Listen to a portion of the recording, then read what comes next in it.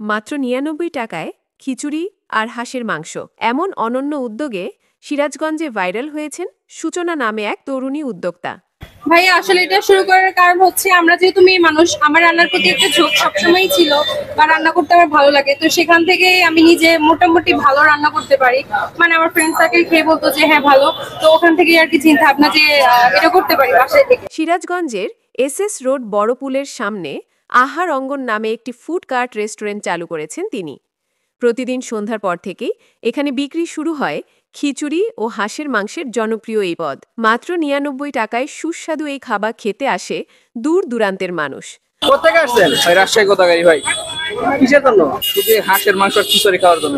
এটা কি ফেসবুকে দেখছেন না? ফেসবুকে ভাই। না কারো কাছ থেকে শুনছেন? না শুধু ফেসবুকেই দেখছি ভাই। তাই রাজশাহী থেকে এখানে আসছেন খিচুড়ি খাওয়ার জন্য? খাওয়ার জন্য আসছি ভাই। কামারখন্দ থেকে। কামারখন্দ থেকে?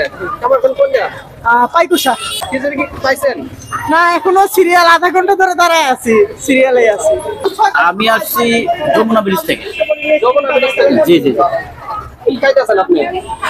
আমি খাচ্ছি হাঁসের মাংস আর খিচুড়ি। হাঁসের মাংস আর হচ্ছে খিচুড়ি ১৫০ টাকা, মুরগির মাংস খিচুড়ি হচ্ছে ১০০ টাকা, আর আস্ত কোয়েল পাখি ভুনা আর খিচুড়ি ১০০ টাকা।